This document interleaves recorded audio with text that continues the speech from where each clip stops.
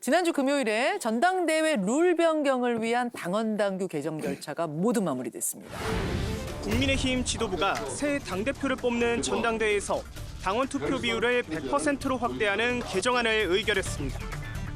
지난 2004년 국민의힘의 전신인 한나라당이 도입했던 여론조사 30% 룰을 18년 만에 폐지하겠다는 것입니다. 100% 당원 선거인단 투표로 당 지도부를 선출하는 것으로 비대위원들 모두 의견을 모았습니다.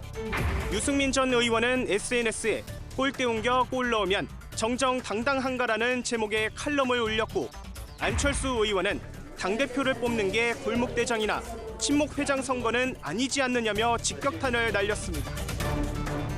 사실은 불과 일주일 전만 해도요. 9대1로 가느냐 마느냐. 그러니까 7대3을 9대1로 하느냐 마느냐 요거 놓고선 토론했거든요. 근데 이제 그 주말이 지나고 나니까 갑자기 9대1이 10대 빵이 됐어요. 그리고 일주일 만에 확정. 어떻게 이렇게 빨리 정해질 수 있나. 뭐 대통령께서 한 말씀 하셨잖아요. 사석에서라고 알려졌지만 예. 그 당원 100%를 하는 게 좋은 거 아니야? 그 한마디 때문에? 아니, 그게 신호죠. 그게 그거 신호가 외에도 설명이 안 되죠. 돼서 정진석 비대위원장이 네. 입장을 100% 바꿨잖아요. 예. 전당대회는 당원의 총의를 묻는 자리이지 국민의 인기를 묻는 자리가 아니기 때문입니다.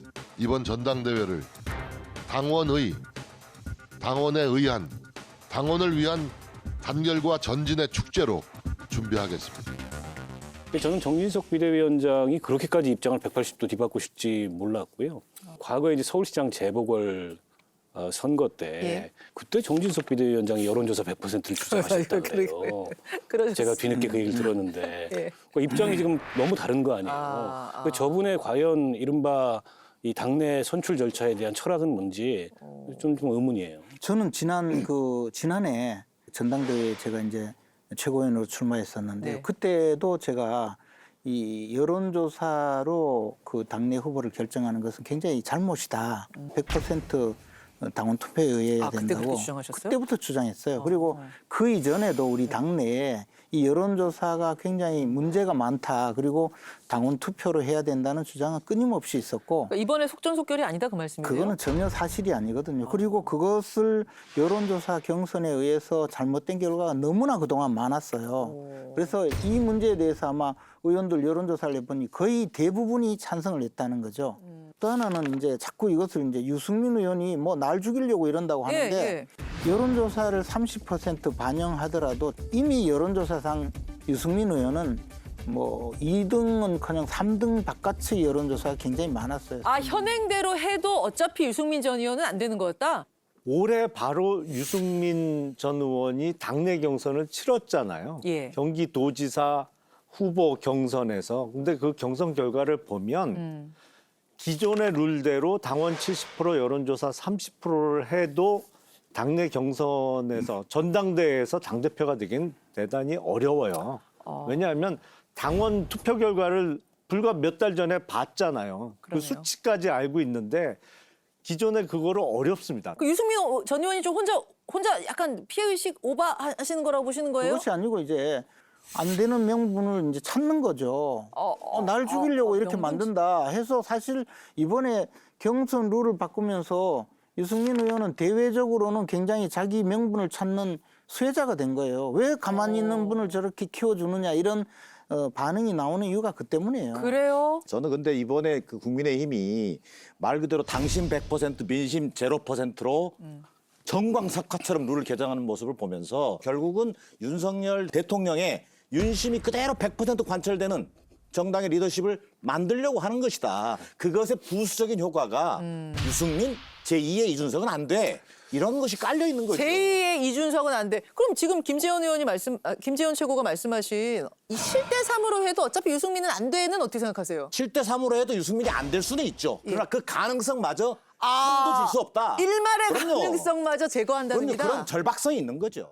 그래서 일각에서는 그 유승민 전 의원은 애초에 관심 대상이 아니다. 뭐 요새 말로 아웃 오브 안중이다. 정작 떨어뜨리고 싶었던 사람은 나경원, 안철수 의원이 아니냐. 그래서 룰 바꾼 거 아니야? 이 얘기도 나오죠, 박 의원님. 이렇게 이제 사분면을 그려가지고 네. 이 지금 당권에 도전하는 사람들을 배치를 할 거예요. 네. 저는 안철수 의원도 대충 이제 유승민 의원 정도는 아니지만은 네. 그쪽 문면에 속해 있을 거라고 봅니다. 안철수 의원은 그 국민의힘 입장에서 보면 아까 이제 뭐 국민의힘은 등골 안 빼먹는다 이렇게 말씀을 하셨지만 굴러 들어온 돌이잖아요. 거기다 무슨 당권을 줄라 그러겠어요. 더군다나 국민의힘의 TK 출신 이 당권 의원들이. 줄 정도는 아니다. 아니, 제가 보기엔 택도 없는 얘기고요. 또 없어요. 때문에 그 사정권 안에 네. 저 룰을 저렇게 변경하는 그 사정권 안에 안철수 의원도 있다고 봐도 무방하고 2000년대 초반에 이 제도를 채택한 거잖아요. 2004년 천막 당사할 땐 걸로 제가 알고 있어요. 예, 예. 당시에 이제 노무현 전 대통령 무리하게 탄핵했다가 총선에서 망하고 천막 당사 치고 이러면서 우리가 좀 민심하고 유리되면 안 되겠다. 이래서 5대5 룰을 도입하기 맞아요. 시작한 거거든요. 그게 쭉 유지가 돼 왔어요. 그래서 이제 18년 얘기가 나오는 건데 갑자기 이걸 2004년 이전으로 되돌리려면 납득할 만한 당내에 토론과 합의가 있어야 되는데 이게 뭐 대통령 말 한마디 떨어지자마자 밀어붙여가지고 이렇게 일사천리로 통과시키는 것 자체가 제가 보기엔 비민주적인 거죠. 그러면서 국민의힘의 의원들이 요즘 심심하면 그런 얘기를 하세요. 정의당을 봐라. 정의당 당원 이 정당 100%, 민주주의를 100%. 하려면은 당원 100%로 가야 된다. 롤 아니 모델. 김재원 최고위원님은 맨날 저를 보면 그링 밖에 있는 정당이라고 놀리시면서 링 안에서 하던대로 하시지. 아니 근데 누가 왜 누가 링 밖에 정의- 모델을 참고하시고 그러세요? 어느 이 반당 분자가 정의당을 보자 그래요? 그런 얘기 많이 하셨어요. 찾아보세요. 거기 따라간 사람 살다 국민의힘이 정의당 본받자는 얘기도 정의당을 나와요. 본받는다고요?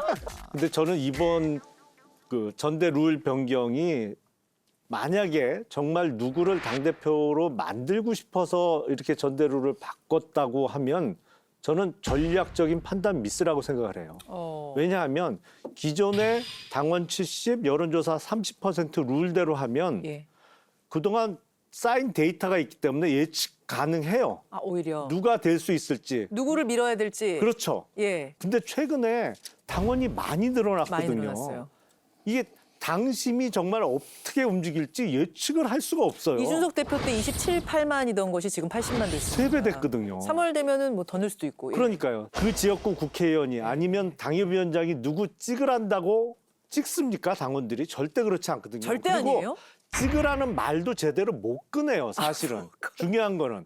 당협위원장이 그나마 관리할 수 있는 표는 전당대회가 열리는 체육관에 모이는 사람. 버스로 싣고 가는 사람 정도예요. 버스 안에서 작업. 버스 안에서 그 몇십 표 정도지. 예. 특히 모바일 투표를 이렇게 하는 경우에 절대로 이게 관리가 안 됩니다. 예측 가능성을 매우 떨어뜨려 놨어요. 이거 재밌는 분석이네요. 근데 이제 그 결선 투표까지 도입을 했기 때문에 충분히 예측은 가능해요. 아, 결선 투표가 있네. 그래서 결선 예측은 투표가 있네. 가능한데 다만 이제 그렇게 될 경우에 말씀하신 대로 뭐 누구를 배제한다, 예. 밀어준다 이런 것이 더 심하게 드러날 가능성이 있기 때문에 중립을 지켜야 될 거예요. 만약에 결선 투표 1, 2등에 원치 않는 사람이 둘 다 올라가면